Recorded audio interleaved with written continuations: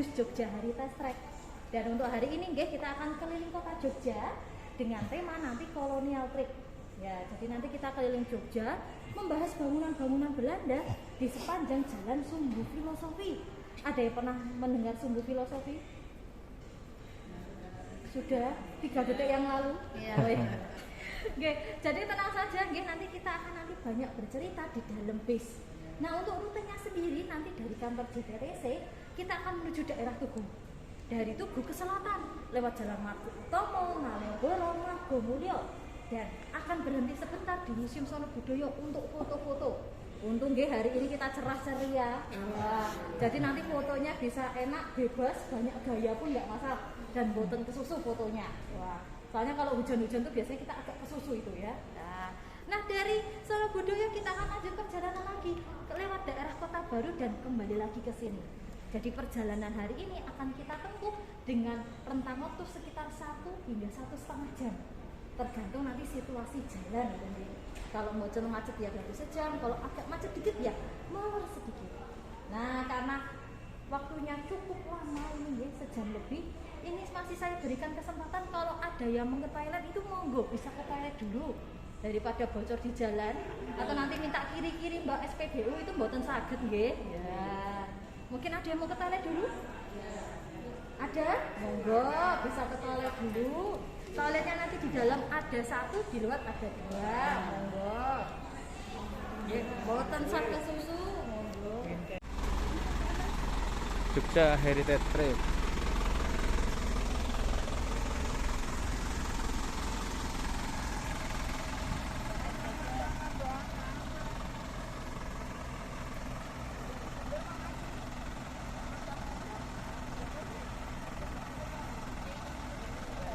Oke, saatnya naik bus Jogja Heritage.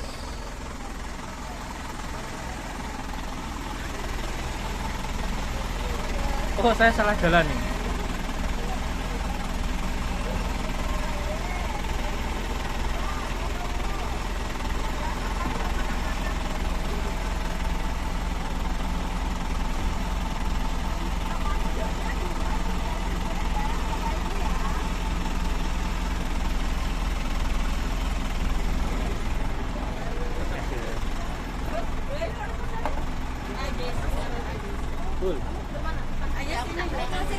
Depan, depan.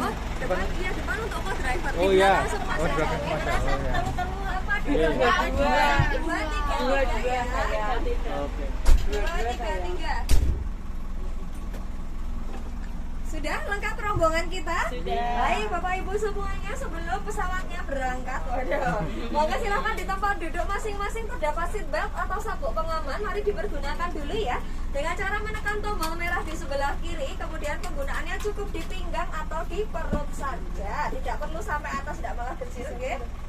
Dipencet dulu Bu tombolnya, nyuwun sewu Bu. Saya bantu nggih.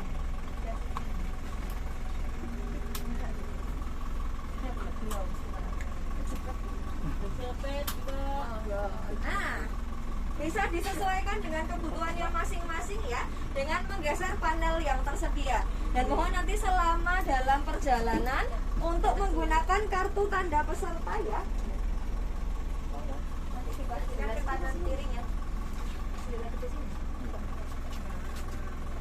Sadar Ibu? Ya, sampun, akan sampun. Oke. Silakan dipergunakan kartu tanda pesertanya. Sebelum kita berangkat, mari kita luangkan waktu sejenak untuk berdoa supaya turnya berjalan lancar tanpa kekurangan suatu apapun. Berdoa menurut agama dan kepercayaan masing-masing, kami persilahkan.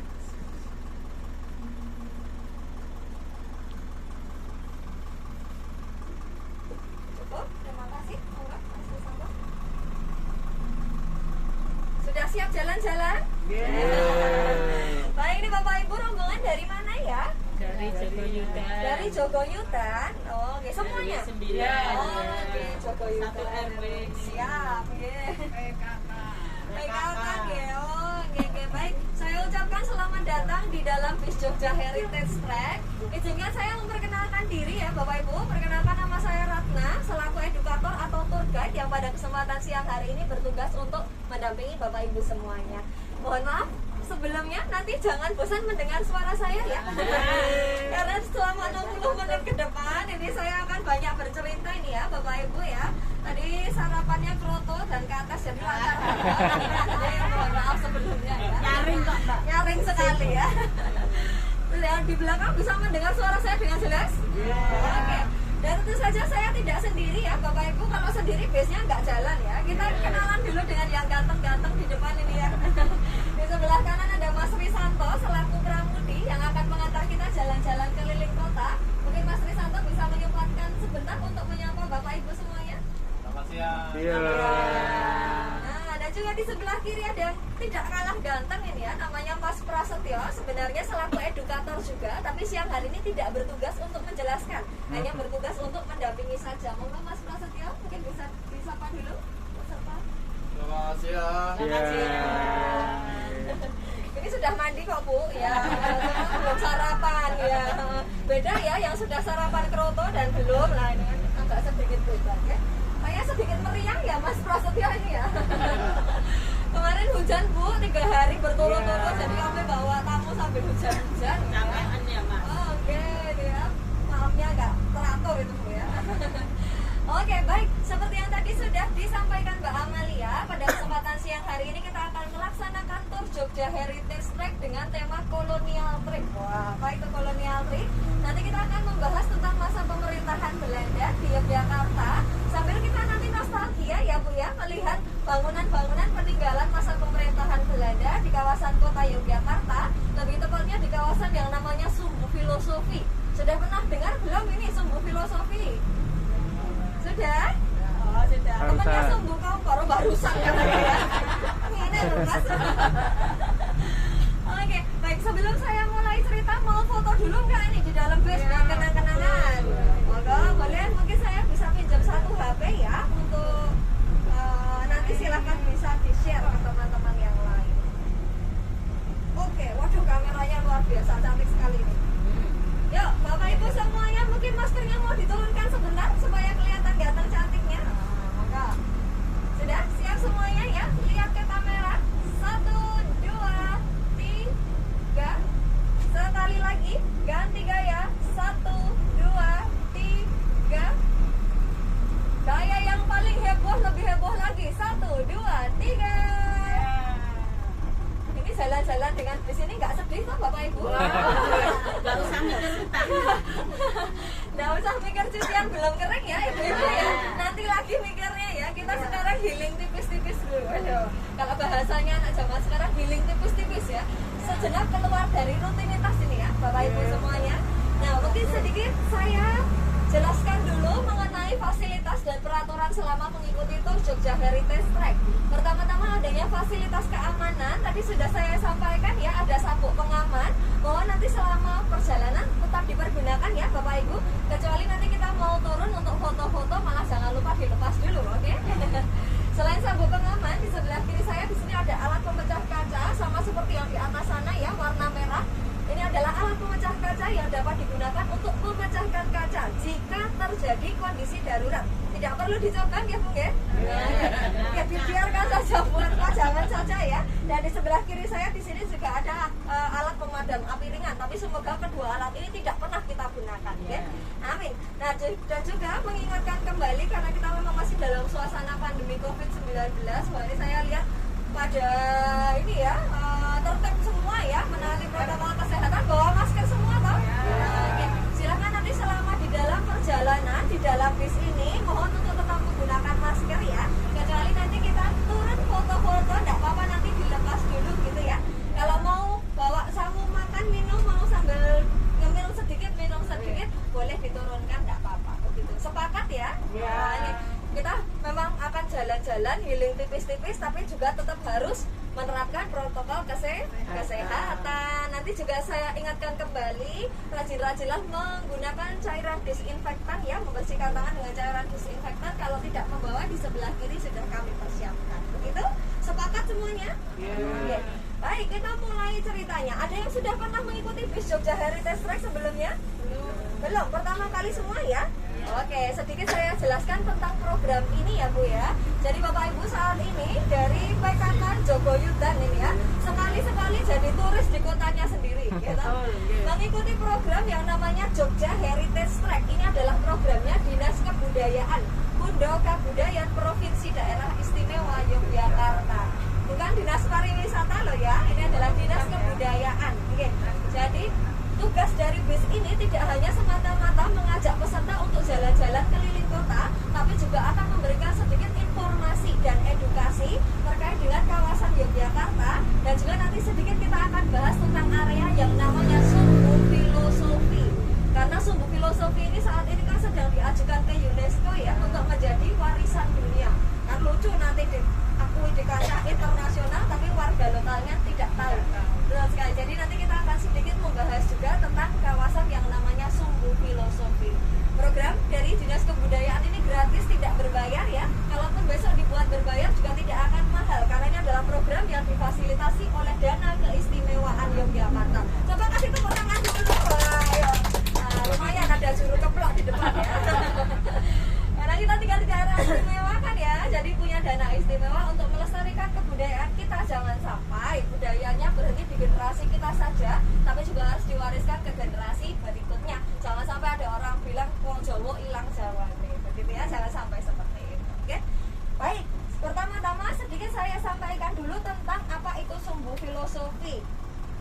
Kalau kita bicara tentang Sumbu Filosofi, ini kita bicara tentang bagaimana Sri Sultan Hamengkubuwono I selaku raja pertama di Jogja itu mendesain kota Yogyakarta.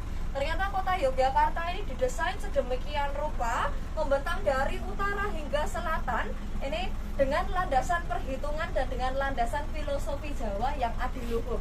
Sri Sultan Hamengkubuwono I membangun keraton Yogyakarta, diletakkan di tengah-tengah di antara Gunung Merapi dan juga Laut Selatan. Gunung Merapi, Keraton Yogyakarta, Laut Selatan, jika kita hubungkan, kita mendapatkan sebuah garis yang kita sebut dengan nama garis imajiner. Mungkin ini pernah dengar ya, sedikit lebih familiar ya. Tapi yang kita bahas bukan tentang garis imajiner, melainkan tentang Sumbu Filosofi. Apa itu Sumbu Filosofi? Tadi selain beliau sudah membangun Keraton Yogyakarta diletakkan di tengah-tengah, beliau juga membangun sebuah monumen di utaranya keraton yang kita kenal dengan nama Tugu Jogja ya, Tugu Jogja. Di sebelah selatannya beliau juga membangun sebuah bangunan yang kita kenal dengan nama Panggung Krapyak. Sudah pernah tahu?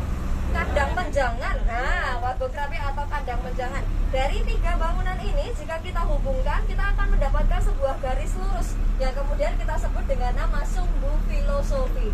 Kenapa kok Sumbu Filosofi? Ya karena memang sepanjang area ini semuanya punya makna, punya filosofi yang bercerita tentang konsep Islam Jawa, yaitu Sangkan Paraneng Dumadi. Sangkan itu artinya asal usul atau asal mula, paran itu artinya tujuan, dumadi itu artinya kejadian. Kalau dalam hal ini diartikan sebagai kehidupan. Jadi sepanjang area ini ya bangunannya, ya nama jalannya, nama kampung, bahkan juga tanaman itu bercerita tentang daur hidupnya manusia, asal mula hidupnya dari mana dan tujuan hidup di dunia itu apa, yaitu semata-mata hanya kembali kepada Tuhan Sang Pencipta. Kalau dalam Islam kita kenal innalillahi wa inna ilaihi raji'un. Kalau dalam konsep Islam Jawa disebut Sangkan Paraneng Dumadi. Cara membaca sumbunya tidak lurus dari selatan ke utara atau utara ke selatan, tapi dipotong menjadi dua sudut pandang. Ada sumbu sisi selatan itu dari Panggung Krapyak menuju keraton. Ini bercerita tentang asal mula hidupnya manusia yang merupakan benih terkandung dalam rahim seorang ibu, dilahirkan ke dunia, masuk fase anak-anak, remaja, dewasa, sampai punya keturunan. Sedangkan Sumbu Filosofi sisi utara ini bercerita tentang konsep Paraneng Dumadi atau perjalanan spiritual untuk kembali kepada Tuhan. Nanti karena kita lewat areanya, kita nanti cerita ketika di areanya saja ya. Oke, seperti itu tentang Sumbu Filosofi. Sudah ada sedikit gambaran? Berarti Sumbu Filosofi adalah area yang dihubungkan oleh tiga bangunan, yaitu Tugu Krapyak.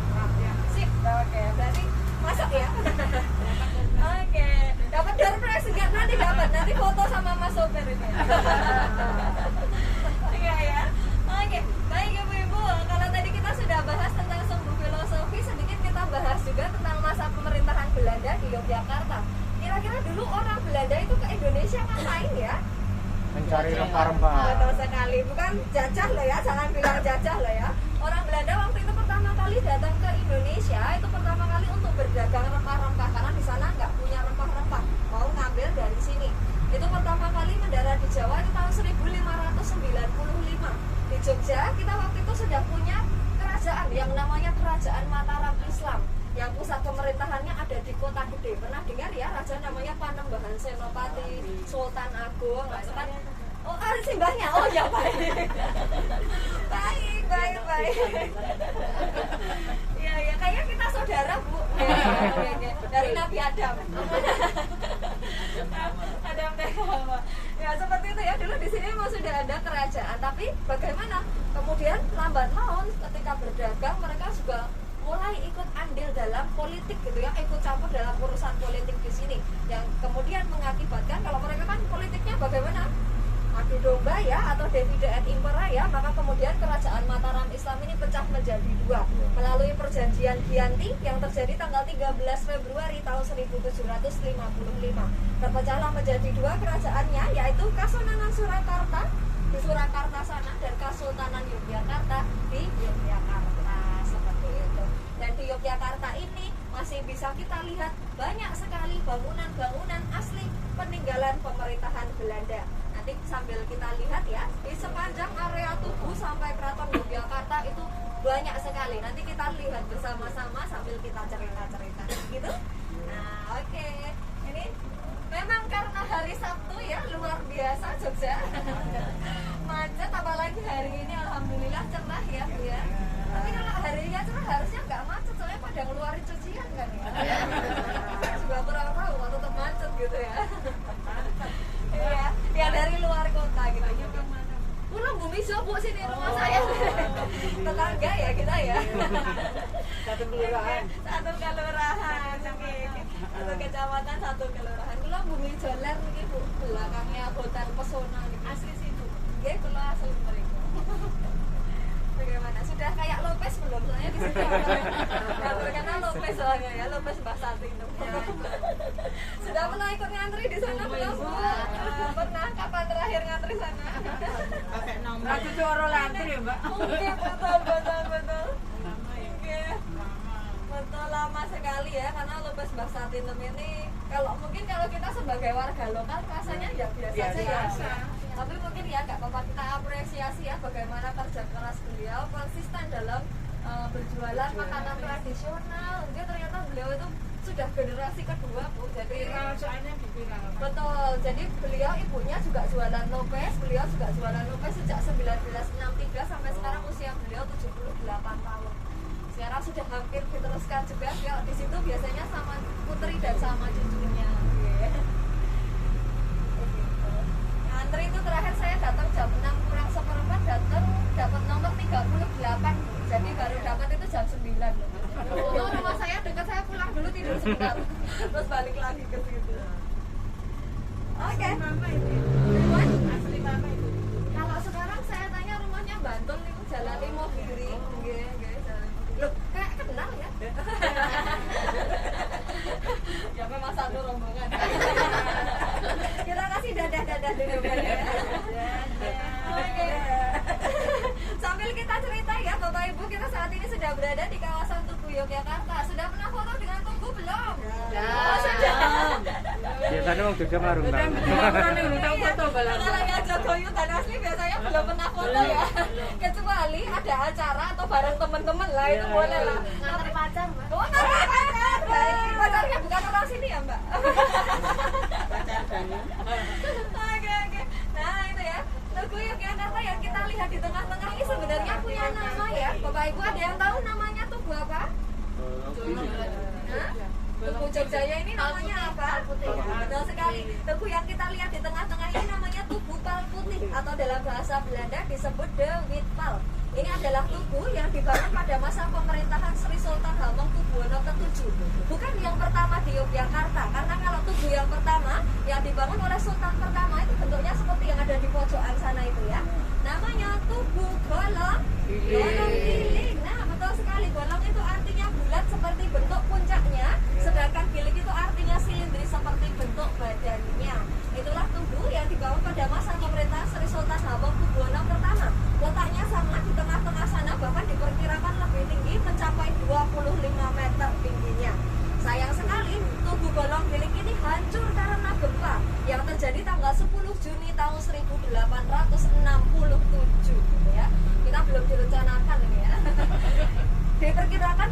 lebih hebat daripada gempa 2006 yang kita alami. Jadi banyak bangunan yang runtuh termasuk tugu Bolong Gilik yang tadi saya ceritakan. 22 tahun setelah gempa pada masa pemerintahan Sri Sultan Hamengkubuwono ke-7 dibangunlah tugu penggantinya, tapi sayangnya dengan bentuk yang baru karena wah, ada tahu Arsiteknya beda. betul sekali, arsiteknya orang yang berbeda. Arsiteknya adalah orang Belanda. Jadi ada upaya dari pemerintah Belanda untuk menghilangkan atau memudarkan filosofi dari tugu Bolong Gilik. Karena ternyata tugu Bolong Gilik ini filosofinya luar biasa sekali, yaitu manunggaling kawula lan Gusti, yaitu bersatunya antara rakyat dengan sang raja, atau dalam kehidupan yang lebih luas yaitu bersatunya antara manusia dengan Tuhan sang pencipta. Nah, nanti kalau rakyat dan raja bersatu melawan Belanda kan mereka yang repot ya. Nah, jadi dikaburkanlah filosofinya dengan dirubah bentuknya gitu. Bahkan tingginya juga didiskon 50%. Tubuhnya sekarang hanya sekitar 12 meter saja. Dari Tugu ke selatan, orang Belanda menyebut jalan ini namanya Tugu Weh. Tugu itu karena ada Tugu, Weh itu artinya jalan pusat perekonomian. Jadi sejak zaman Belanda di sini memang banyak bangunan-bangunan yang mengakomodasi kebutuhan orang Belanda. Salah satu contohnya bangunan di sebelah kiri ini yang bisa dilihat ini ya, yang warna biru putih ini ya. Yang di atas tapi bukan yang di bawah, kalau yang di bawah kopi jos gitu. Nah, itu yang di atas itu namanya Hotel Tugu. Ini adalah hotel pertama di Yogyakarta yang dibangun tahun 1890-an. Kenapa kok dibentuk ada hotel di situ, Bapak Ibu? Ya karena di depannya ada stasiun. Ya, karena waktu itu dari Jakarta ke Surabaya atau sebaliknya jarak tempuhnya itu 2 hari. Karena keretanya belum sebagus sekarang ya. Dan juga tidak ada perjalanan kereta malam karena takut dirampok. Jadi kalau malam itu semua kereta harus berhenti, harus transit. Nah, karena ada yang transit di Yogyakarta, maka di seberang stasiun dibangunlah hotel sebagai tempat istirahat. Nah, itu kalau sekarang mungkin tidak bisa kita lihat utuhnya ya Bapak Ibu ya. Tapi saya punya fotonya ini ya. Mungkin bisa kita lihat bersama-sama. Nah, ini adalah foto dari Hotel Tugu yang dibangun tahun 1890-an. Betul sekali tulisannya Toe Gue. Ya. Karena ejaan lama ya Bapak Ibu ya. Ini foto diambil tahun 1900 loh ya. Oh, kita belum direncanakan di Jogja sudah punya bangunan semegah ini. Setelah tidak digunakan menjadi hotel, sempat beralih fungsi beberapa kali. Yang terakhir itu menjadi toko pecah belah ya Bu ya. Kedau Tebel Toplaza. Nah, sudah pernah beli cangkir piring gelas di sini. Tanaman dulu nggak ada. Tanaman juga ada di luarnya, betul sekali. Ada apa ya? Semacam pasar tanaman ya di depannya ya. Nah, ini berkaitan dengan Hotel Tugu, hotel pertama di Jogja. Dulu sebenarnya ya jalannya lurus ke sana ya. Karena tadi kan kalau orang Belanda menyebut namanya Tugu Weh. Kalau orang Jawa menyebut jalan dari Tugu sampai stasiun itu namanya jalan apa? Sekarang namanya apa? Kewo. Kalau ini Kewo ya. Kalau yang di sana Bu dari Tugu sampai stasiun itu namanya Jalan Margo Utomo. Margo itu artinya jalan, Utomo itu artinya keutamaan. Tadi kaitannya kembali kepada Tuhan, pertama-tama harus memilih jalan yang utama atau jalan kebaikan. Sebenarnya lanjutnya ya langsung ke Malioboro ya, tapi karena ada rel kereta yang memotong ini, kemudian haruslah belok dulu ke arah ini melewati kretek yang namanya kretek Kewe. Ada yang tahu artinya Kewe? Bukan cewek ya. Bukan celek, bukan kemayu, kelek. Kalau kelek mah buku pakai buku. Kewe ini sebenarnya kata dalam bahasa Belanda yaitu kerkweg. Kerk itu artinya gereja, weh itu artinya jalan. Jadi ini adalah jalan untuk orang Belanda pergi ke gereja. Ini jalannya muter ke sana. Nah, betul sekali. Gerejanya adalah Gereja Santo Antonius Padua atau kita kenal dengan nama Gereja Kota Baru. Karena dulu Kota Baru adalah pemukimannya orang-orang Belanda. Tentang Kota Baru kita bahas nanti ya ketika kita melewati kawasan tersebut. Kita menuju dulu ke kawasan Malioboro. Ini menuju ke Jalan Malioboro. Bisa kita lihat ada bangunan unik lagi nih ya, yang di tengah-tengah jalan ini. Yang di tengah-tengah jalan ini namanya, kalau orang zaman dulu sebutnya babon aning. Babon itu kan induk, karena ini adalah gaduk induk listrik memang ya. Sedangkan anim apa artinya? Cagak listrik. Waduh. Bukan ya, sebenarnya anim ini adalah nama perusahaan Belanda. Karena dulu kita belum punya PLN untuk perusahaan listriknya. Perusahaan listriknya milik Belanda. Anim ANIM itu singkatan dari Alignment Nederland Indisch Electricity Maskapai atau Perusahaan Umum Listrik Belanda. Tapi sekali lagi ya, orang Jawa tidak makan keju dan roti itu toh. Kalau ngomong bahasa Belanda nanti fales ya. Tadi kewek jadi kewek. Lah ini ANIM tadi panjang sekali ya, jadi disingkat saja ya biar gampang, namanya menjadi ANIM gitu. Menjadi ANIM. Sudah. Bentar ya, ini ada kemungkinan boleh lewat nggak ini ya?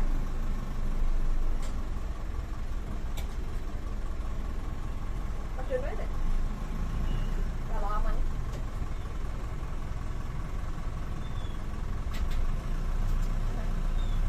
Kenapa nih selamat? Belum di belakang. Belakang.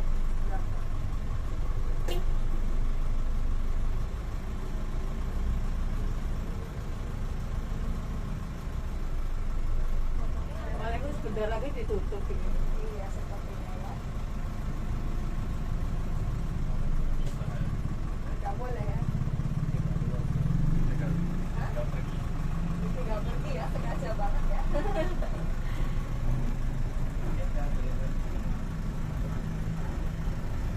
Oke, baik, kita lanjutkan lagi perjalanannya. Betul sekali, tadi setelah ada Babon ANIM, di sebelah kiri ini ada hotel yang namanya Hotel Ina Garuda ya Bapak Ibu ya. Ini dulu adalah hotel kedua. Kalau tadi kita sudah bicara tentang hotel pertama, Hotel Garuda ini adalah hotel kedua di Yogyakarta. Dulu namanya adalah Grand Hotel de Jogja. Tapi sekarang kemudian menjadi Hotel Garuda. Sekarang sebenarnya sudah ganti nama lagi Pak ya. Namanya Grand Ina Malioboro. Kalau di sebelah kanan bisa kita lihat ini ada stasiun Tugu. Stasiun Tugu ini adalah stasiun yang dibangun oleh pemerintah Belanda tahun 1887 itu sudah mulai beroperasi. Ini ya, stasiun besar Yogyakarta. Kira-kira di Jogja kan kita punya dua stasiun ya Bapak Ibu ya, Stasiun Tugu dan Stasiun Lempuyangan. Yang lebih dulu yang mana ya? Lempuyangan. Betul sekali ya. Stasiun Lempuyangan ini stasiun yang lebih awal ya, yang ada di Yogyakarta, yaitu stasiun yang dibangun oleh perusahaan swasta Belanda yang namanya Spoorwegen Maskapai. Itu 15 tahun lebih awal daripada stasiun Tugu ini. Sejak adanya stasiun Tugu, Kuno banget. gimana Bu? Bangunannya kuno sekali ya, memang bangunan sejak zaman Belanda ini ya. Tapi sudah mengalami renovasi beberapa kali sebenarnya. Walaupun bukan stasiun pertama, tapi banyak menjadi saksi sejarah ya dalam perkembangan kemerdekaan Indonesia. Ini dulu seperti ini awalnya ya, Stasiun Tugu. Stasiun Tugu Yogyakarta. Ini adalah, kalau tadi Stasiun Lempuyangan itu dibangun oleh bukan pemerintah ya, tapi perusahaan swasta yang namanya Spoorwegen Maskapai. Nah, kalau yang Stasiun Tugu ini dibangun oleh pemerintah Belanda. Membangun satu stasiun yang lebih bagus gitu ya. Setelah ada stasiun Tugu ini, stasiun Lempuyangan sempat hanya digunakan sebagai pengangkut barang saja, tapi kemudian sekarang sudah difungsikan lagi keduanya. Stasiun ini juga menjadi saksi perpindahan ibu kota ke Yogyakarta. Ini Mbak sudah pernah tahu belum kalau Jogja sudah pernah jadi ibu kota loh ya. Jadi pertama kali memang diproklamasikan kemerdekaan itu di Jakarta ya, tapi kemudian pemerintah Belanda tidak menerima gitu ya. Kemudian terjadi pertempuran lagi.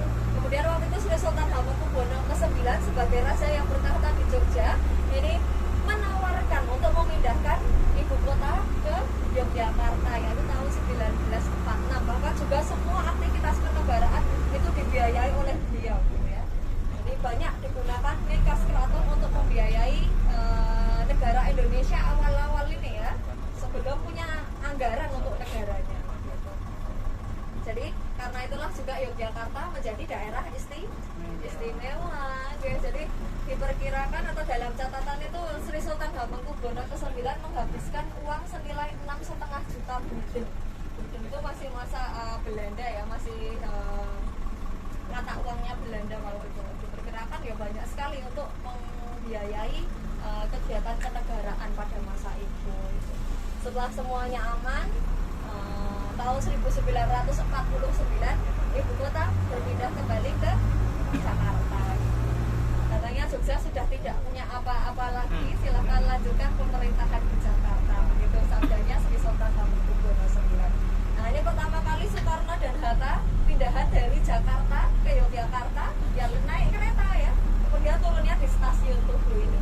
Maka ada lagu pernah dengar Sepasang Mata Bola.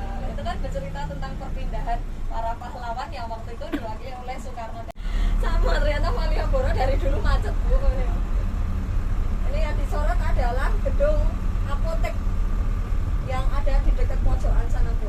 Kapan-kapan silakan kalau jalan-jalan sama di situ, di sana juga namanya Smur. Ya, ini kita berhasil memasuki kawasan Malioboro. Nah, terima kasih ya Mas Risanto ya. Setelah mengambil jalan pintas ya, nah ini kita masuk ke kawasan Malioboro. Di kawasan ini memang banyak sekali ya bangunan-bangunan asli sejak zaman pemerintahan Belanda. Kalau nama Malioboro sendiri sudah tahu artinya?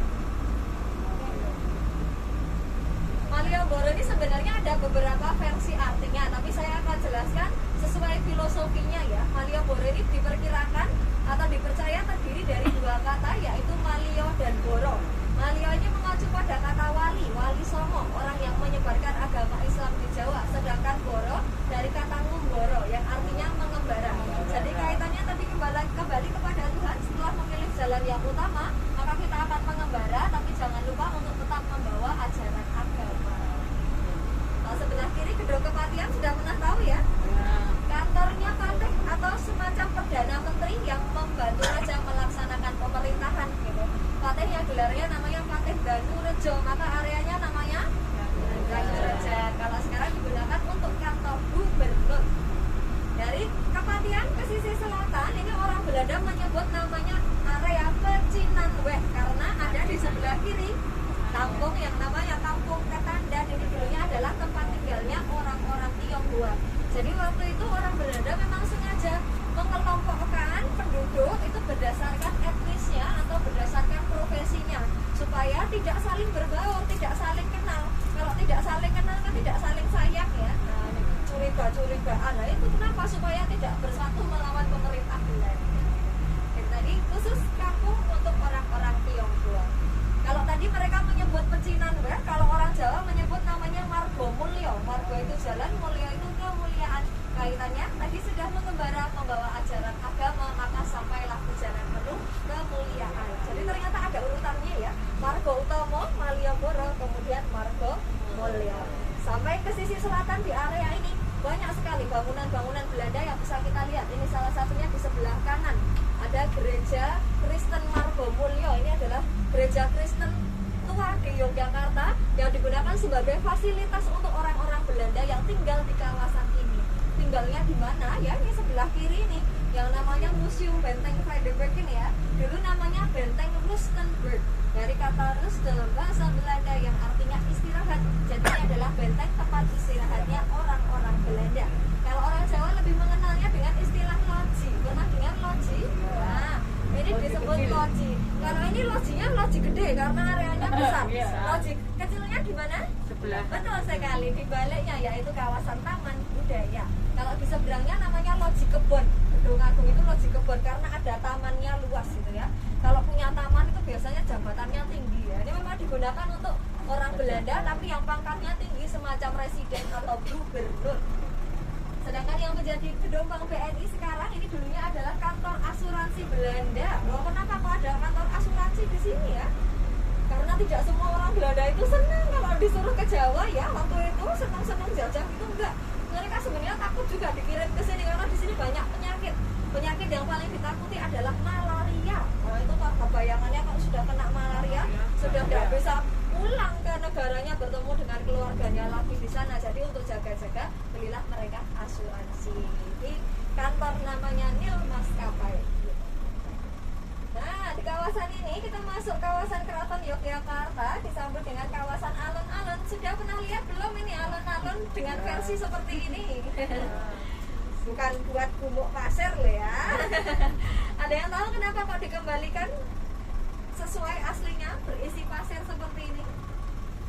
Belum tahu? Belum. Oke. Jadi ini memang dikembalikan ke aslinya ya. Bapak Ibu memang dulu aslinya kawasan alun-alun itu ya aslinya area-area berpasir seperti ini. Bukan tanah dengan filosofi awalnya. Kalau tadi kita sudah sampai di jalan namanya Margomulyo, jalan penuh kemuliaan, area keraton dan alun-alun utaranya adalah penggambaran kita sudah akan bertemu dengan Tuhan. Kalau mau bertemu dengan Tuhan harus bagaimana? Harus meninggal ya Bu ya. Iya, jadi itu ujung jalan tadi adalah gambaran kematian. Maka kemudian disambutlah dengan area alun-alun yang merupakan penggambaran manusia yang sudah meninggal. Kemudian masuklah ke dalam alam yang namanya alam barzakh atau pada mahsyar. Nah, seperti itu. Barulah nanti dilanjutkan manusianya akan ditimbang amal baik buruknya dan hidup kekal di akhirat, kembali bertemu dengan Tuhan. Nah,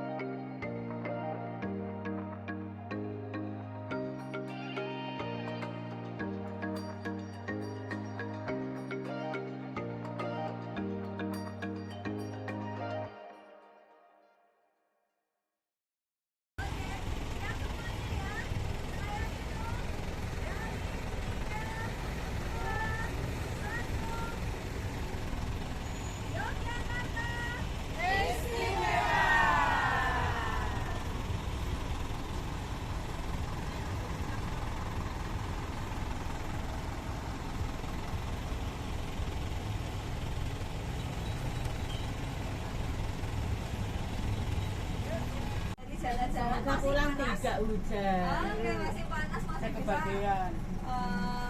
jarang pakaian tapi ya. Bakso Surabaya. Waduh. Baca saja Iya, ya boleh baca seru saja Bu ya. Belajar membaca. Saingan bakso ini gila marah.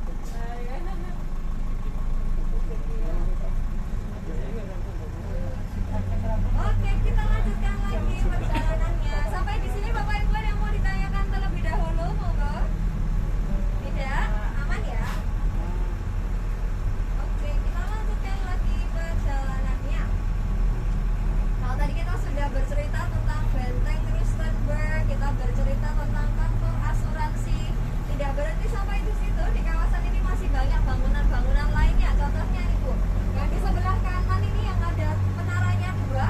Ini dulunya adalah kantor pengadilan. Maka kemudian di sampingnya di sini ada penjara atau lembaga permasyarakatannya. Tapi di sini kecil. Kemudian kurang membangun satu lagi yang di sisi selatan itu, pernah tahu yang Wirogunan itu. Nah, itu adalah yang kedua. Selain ada pengadilan dan juga lembaga permasyarakatan, di sebelah kanan ini ada kantor pos atau pos telepon and telegraf kantor. Ini adalah kantor pusatnya pos di Yogyakarta. Jadi sejak didirikan bangunan ini sudah menjadi kantor pos ya. Ini disebut kawasan 0 km. Kira-kira Bapak Ibu tahu nggak kenapa Pak ini disebut sebagai kawasan 0 km-nya Jogja? Dimulai dari keraton, Tugu, ada lagi pendapat lain. Titik 0 itu tepatnya di mana sih kira-kira? Titik 0 itu di mana? Kalau di kawasan ini mungkin ada yang tahu. Di tengah-tengah itu Mbak. Air Mancur itu baru Bu ya, tahun 1970-an. Sebagainya, sebenarnya area ini ditetapkan sebagai titik 0 ya karena ada kantor pos ini Bu. Jadi dihitungnya dari kantor pos, karena ini adalah kantor pos besar, kantor pos pusat Yogyakarta, digunakan untuk menghitung jarak kota Yogyakarta ke kota lain berdasarkan nanti berkaitan dengan ongkos kirim. Karena waktu itu belum ada COD ya, belum ada voucher gratis ongkir ya, jadi ini masih dihitung ongkos kirimnya ya dari kantor pos ini. Kemudian di sampingnya ada gedung Bank Indonesia. Dulu ini memang sudah bank ya, tapi tentu saja namanya bukan Bank Indonesia, namanya The Javas Bank atau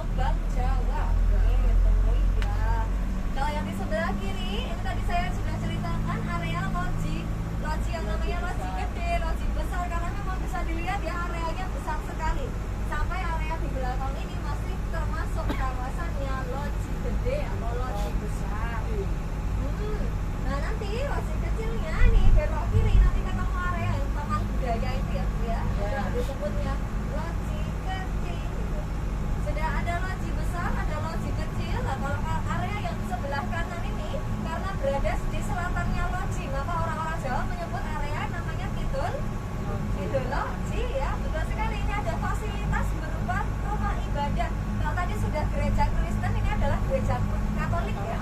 Gereja Katolik namanya Fransiskus Saverius ya. Atau orang Jawa lebih mengenal namanya gereja Kidologi ya, karena berada di kawasan Kidologi. Ini yang di samping-sampingnya ini dulu Bu, yang bangunan kuning-kuning ini yang sekarang jadi SD Marsudiri ini SMP 2. Nah ini dulunya adalah susteran atau tempat tinggalnya para suster yang bertugas di gereja Fransiskus Saverius. Tadi saya katakan ini pemukimannya orang-orang Belanda ya. Setelah penuh di kawasan ini meluaslah ke sisi timur sana. Pernah dengar area namanya Bintaran? Nah, Bintaran ini dulunya sudah dalam perkembangannya sempat digunakan sebagai pemukimannya orang-orang Belanda. Maka di sana juga ada gereja cantik sekali ya. Atapnya belenduk-belenduk itu gereja Bintaran. Itu juga gereja lagi. Setelah area ini penuh, barulah nanti meluas ke sisi utara. Nanti saya ceritakan kembali ya. Tengok dulu sebelah kiri, nah ini adalah kawasan loji kecil yang tadi saya ceritakan. Jadi kalau misalnya tadi sudah ada loji gede, loji kecil, dan kawasan pemukiman, ada fasilitas berupa rumah ibadah ya. Selain itu, tidak hanya rumah ibadah sebenarnya. Kalau dulu di area ini, sebelah sana ya, belakang Pasar Beringharjo, antara Pasar Beringharjo dan Toko Progo Lama ini dulunya adalah kawasan pemakaman. Nah, di sebelah sana itu dulu adalah kawasan pemakaman untuk orang Belanda. Pemakaman orang Belanda itu istilahnya disebut kerkop. Pernah dengar kerkop? Pernah. Betul. Jadi kalau Yogyakarta ini punya dua area pemakaman untuk Belanda. Satunya di belakang Pasar Beringharjo, satu lagi di mana? Terban. Kalau Terban itu Bong, pemakaman Tionghoa. Kalau yang Belanda di sisi selatan sana yaitu THR atau Pura Wisata. Dulunya adalah kawasan pemakamannya orang Belanda. Disebut kerkop itu tadi, maka yang jualan jamu di depan sana namanya jamu kerkop. Jamu kerkop ya. Ada yang punya kenangan buruk dicekokkan di sana. Anaknya dulu. Ayahnya ini. Kalau nggak doyannya ya Bu ya, kasusnya menireng. Manjur ya Mbak itu. Nah, itu yang bikin manjur ya Bu ya. Sampai Sekarang jarang ya. jarang sekarang Bu. Bagus Ya. dong. Oke. Nah itu saking irengnya kacunnya ya Bu ya, itu bakteri dan virus lain sampai kabur ya tiapnya ya. Lari loh Pak. Saking takutnya sama Jadi kacung. mas gitu. Molas gitu Mbak, itu zaman ya Allah. Dulu ya, itu. Zaman gak enak itu. Tahun 80-an. Tahun 80-an Bu. Oh, iya iya. Jamu kerkop. Sekarang kayaknya sudah jarang ya yang nyebar Iya, anaknya ke sana. jarang. Kasihan ya Bu ya, nangis anaknya. Tidur di fitting ya. Iya, Diuntal. betul. Langsung mulutnya lebih patung. Waduh, iya betul. Nah, kalau tadi kita sudah membahas kawasan pemukiman di sisi selatan, semakin lama itu semakin banyak orang Belanda dan Eropa yang datang ke Yogyakarta untuk tinggal di sini. Karena berkaitan waktu itu tahun 1900-an awal, pemerintah Belanda mulai memperbolehkan untuk menanamkan modal, tidak hanya di Belanda sana tapi juga di negara jajahan, kaitannya waktu itu Indonesia dan Yogyakarta. Jadi tahun 1900-an awal itu banyak yang menanamkan modal di sini untuk bangun apa Pak di Jogja? Membangun perkebunan dan pabrik gula. Wah, jadi dulu ketika zaman, betul, salah satunya Madukismo tahun 1900-an awal, ketika zaman Sri Sultan Hamengkubuwono ke-7 di Yogyakarta ini kita punya 19 pabrik gula. Karena kita produsen gula, ini kita mau disuruh memproduksi gula sebanyak-banyaknya karena harus diimpor ke Eropa sana. Untuk orang Belanda jualan ya, menguasai pasar gula di Eropa sana. Tapi diproduksinya di sini gitu ya. Jadi kita memang punya banyak pabrik gula, banyak gulanya, kemudian ditaruh di semua makanan kita ya. Nah itulah sebabnya kenapa di Jogja orangnya manis-manis loh, bukan ya? Bukan orangnya ya, makanan. Orangnya juga manis-manis ya. Masakannya juga mana? Masakannya juga manis, orangnya manis ya Bu? Manis lah. Termasuk Mbak. Coba dicipi, coba dicipi, udah dicipi dewe-dewe aja ya. Nih kalau di sebelah kiri ini Bu, teras Malioboro ini ya. Sudah pernah lihat toh? Teras Nggak lihat nih, belum pernah Pernah masuk. masuk, Jogja tenan itu Bu. Sekarang baru lihat. Ini Bu, jadi Malioboro yang kita lihat tadi ini adalah versi barunya Malioboro. Sudah sudah tidak ada pedagang kaki lima karena pindah ke kawasan yang namanya Teras Malioboro. Ini teras 2. Kalau teras 1 itu di selatan menempati bekas area bioskop Indra. Bapak Ibu, ini ibu-ibu nganu nggak zamani nonton bioskop di bioskop Indra? Bono sekolah ya Bu ya? Iya dong. Bioskop Indra, bioskop Rate, Ramapa, Rahayu, Sobo Harsono, dalam buku saya sudah belum pernah nonton di sana, udah tutup. Belajar. Iya, belajar. Dulu bioskop Indra itu nama aslinya bioskop Alhambra. Itu ketika zaman Belanda itu bioskop berjejaring sebelum kita punya XX1 dan CGV ya. Terus zaman itu ada bioskop namanya Alhambra. Tapi setelah Indonesia merdeka kemudian namanya diganti menjadi Indra. Indra itu singkatan dari Indonesia Raya.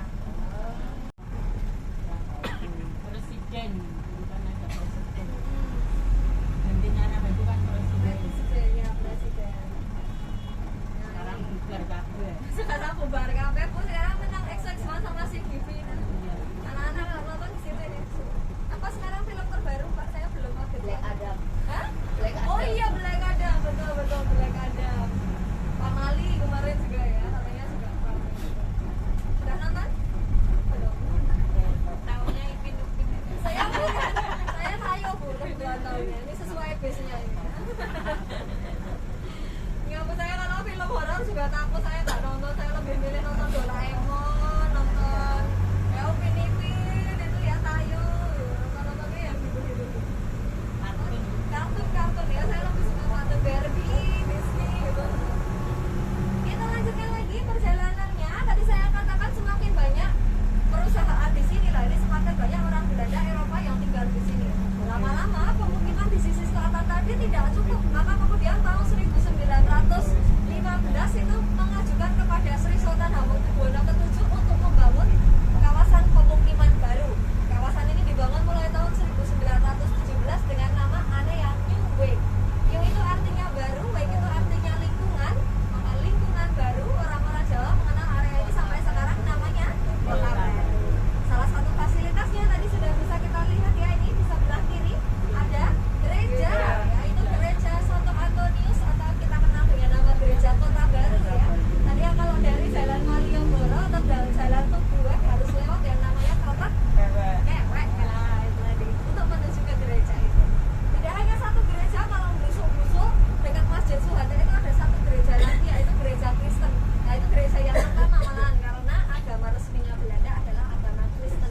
Baru setelah banyak yang agamanya Katolik mengajukan pembangunan gereja Katolik di kawasan ini. Kawasan pemukiman ini kawasan pemukiman elit. Fasilitasnya tidak hanya rumah ibadah, bisa dilihat di depan kita ini ya.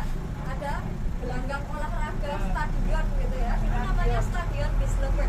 Tapi ini dalam perkembangannya sebagai tambahan. Ketika awal dibangun, stadion ini belum ada. Baru dibangun tahun 1930-an. Dilengkapi juga dengan adanya swimbath. Tahu swimbath? Ini kolam renang. Nah, gitu ya. Ada kolam renang, ada stadion. Bahkan nanti juga bisa dilihat kawasan ini sejak pertama kali dibangun ini sudah dialiri listrik. Wah, ini kita lihat punya babon angin sendiri. Walaupun tidak sebesar yang tadi kita lihat di Jalan Mataram itu ya. Ini babon anginnya punya, tapi kecil karena hanya untuk mengalirkan listrik di kawasan ini. Ada tulisannya ya, babon angin. Selain itu juga dilengkapi dengan sekolah-sekolah. Di kawasan ini ada SMA 3, SMP 5. Lah itu dulunya adalah sekolah-sekolah zaman Belanda. Betul namanya kalau orang Jawa sebutnya 3B ya Bu ya. Kalau 6 itu 6C, 1 itu 1A. Kira-kira ABC ini apa ya Bu? ABC itu jurusan Bu. Jadi A itu untuk jurusan sosial humaniora, B itu untuk jurusan science, dan C itu jurusan ekonomi. Jadi waktu itu tapi memang ya sekolah orang-orang Belanda dan juga kemudian orang-orang elit pribumi ya, maksudnya pribumi yang kalangan keraton atau yang pejabat-pejabat lah itu boleh sekolah di sini. Tapi sistemnya kejuruan ya. Jadi dipinternya tapi kejuruan. Fungsinya apa? Kerja, langsung kerja ya udang dibalik bakwan sebenarnya. Enak. Enak gitu ya. Jadi ketika itu tahun 1900-an di awal ya di Belanda itu juga yang menang adalah Partai Liberal. Mereka berkomitmen untuk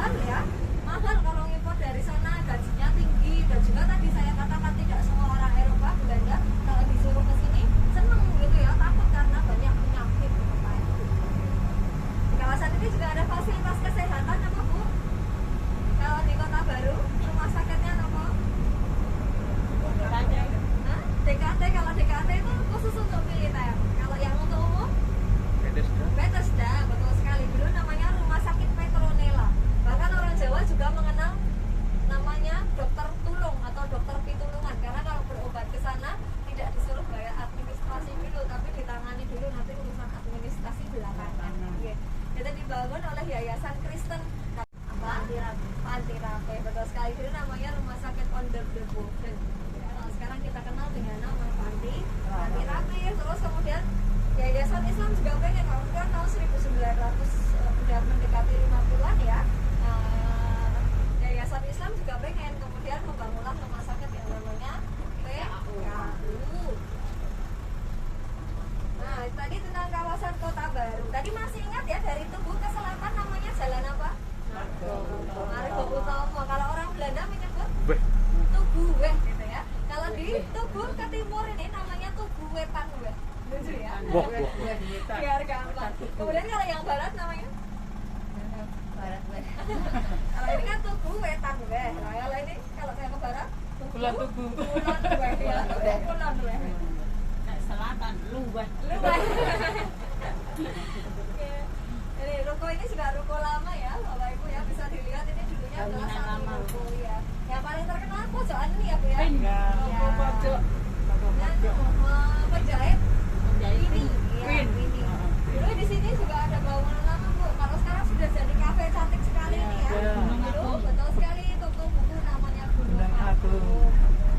Memang di kawasan ini masih banyak bangunan-bangunan lama. Kalau yang Tugu ke utara itu dari dulu namanya Jetis, tapi saya kurang tahu kenapa kok disebut Jetis, karena memang di peta Belanda sudah ditulis Jetis.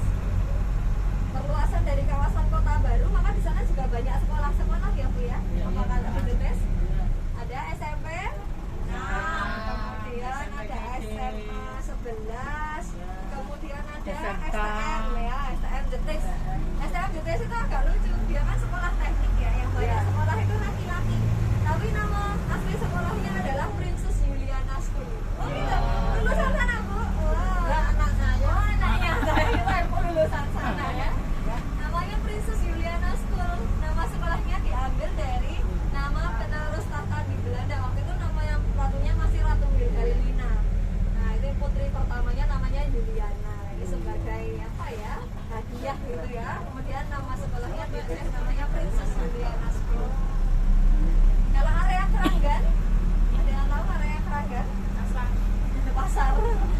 Kalau Keranggan ini diperkirakan namanya diambil dari kerabat keraton yang pernah tinggal di kawasan ini, namanya Raden Ronggo. Maka kemudian areanya menjadi Keranggan. Oke. Dan kemudian dalam perkembangannya di belakang area pasar Keranggan ini juga menjadi pemukimannya orang-orang Tionghoa. Betul sekali. Betul. Maka di sana kan ada kelentengnya ya. Sudah pernah masuk kelentengnya? Cuma lihat luar. Jangan lihat dari luarnya ya. Primat?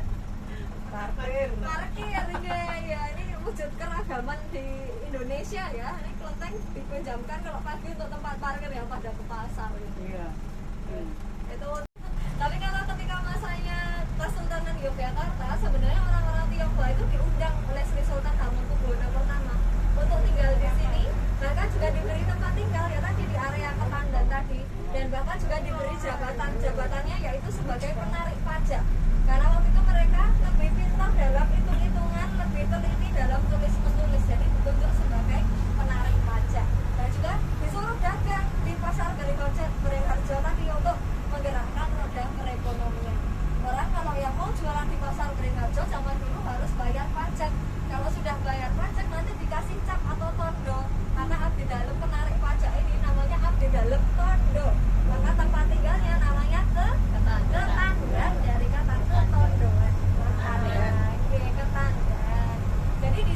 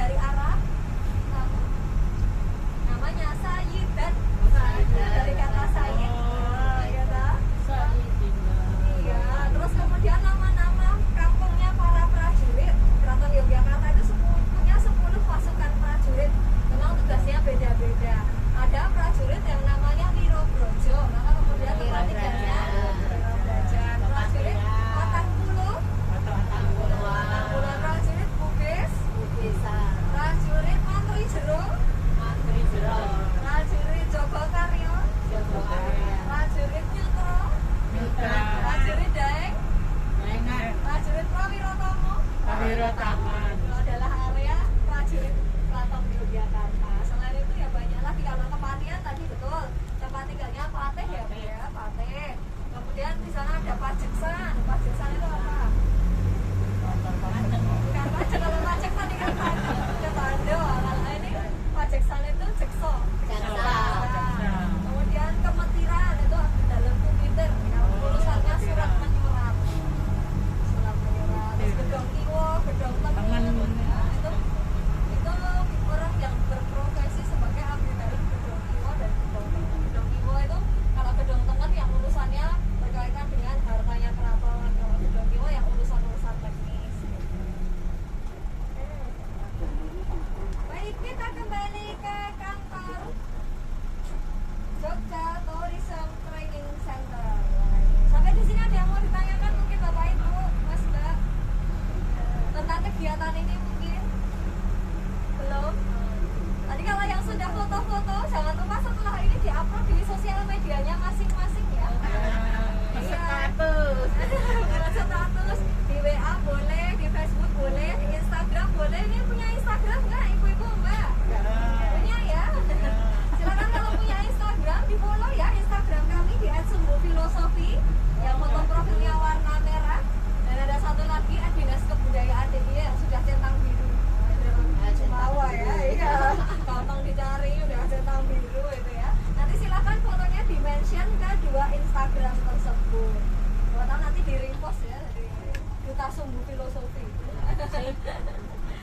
Ya kan karena ini tadi adalah program barunya di kawasan Kota Yogyakarta supaya lebih banyak orang yang tahu, yang penasaran, pengen ikut program ini, silakan dibantu untuk mempromosikan ya supaya lebih banyak lagi orang yang tahu kawasan Sumbu Filosofi, tentang cerita-cerita di kawasan Kota Yogyakarta gitu. Dan yang sudah pernah ikut jangan berpikir soal melu rasa melu menang gitu sama ya. Silakan besok ikut lagi boleh tapi ngantri dulu ya karena memang ini antusias masyarakat ternyata tinggi sekali, betul ya, antrinya biasanya sampai 1 bulan. Ini kalau sekarang daftar itu dapatnya baru akhir bulan November ini sekarang ya, pendaftarannya untuk akhir bulan November. Nah, itu karena nanti kedepannya Jogja Heritage Tag ini tidak hanya punya satu tema cerita saja, tapi kita total punya 9 tema dengan rute yang berbeda. Sekarang berapa? Sekarang yang udah di launching baru 4 itu ada kolonial trip, terus ada Sangkaning Dumadi. Sangkaning Dumadi nanti ceritanya dari Krapyak sampai Kraton. Terus ada tema Paraning Dumadi. Paraning Dumadi ini dari Tugu sampai Kraton. Lalu fokus ceritanya tentang Sumbu Filosofi. Terus di beberapa hari itu juga dibuka tema Sangkan Paraning Dumadi. Jadi komplit dari Tugu sampai Panggung Krapyak. Itu 4 ya. Kemudian nanti kedepannya ini soon akan dibuka lagi untuk tema legasi. Legasi itu nanti bercerita tentang sejarahnya Keraton Yogyakarta dan bagaimana Sri Sultan sebagai Raja di Yogyakarta itu melegitimasi kekuasaannya. Terus juga kekuasaan Raja di Kesultanan Yogyakarta. Itu ya, Bapak Ibu, Mas Mbak sekalian. Kita sudah hampir sampai di tujuan akhir kita. Bagaimana perjalanan siang hari ini? Menyenangkan ya, tambah sedikit ya pengetahuan, walaupun nggak banyak nggak apa-apa ya. Terima kasih. Iya, nanti bisa diceritakan lagi ke teman-teman yang lain supaya banyak lagi orang yang lebih tahu tentang Yogyakarta ya. Kadang-kadang aneh soalnya orang dari luar kota pengen tur di sini, pengen tahu tentang kota Jogja, tapi warga Jogjanya sendiri malah nggak tahu. Ya, jadi betul program ini juga untuk mendorong kepada masyarakat Yogyakarta supaya lebih tahu tentang kota ini. Begitu ya, Bapak Ibu. Saya Rana mewakili tim yang kami mohon maaf yang sebesar-besarnya. Nanti silakan sebelum meninggalkan bis dicek kembali untuk barang bawaan, jangan sampai ada yang tertinggal, dan untuk kartu tanda peserta mohon untuk dikembalikan karena akan digunakan untuk tur selanjutnya. Ini pemandunya masih muda-muda tapi agak lalen Bu. Jadi kalau nggak pakai ini sering lupa pesertanya yang mana gitu. Makanya jangan makan Wah, itu gua padahal favorit Bruto, usus, wah wis. Ada rute baru bisa nggak sih Mbak di gitu? Iya, di-share di sosial media kami, maka jangan lupa setelah ini follow Instagram kami ya di @sumbufilosofi dan @dinaskebudayaanDIY.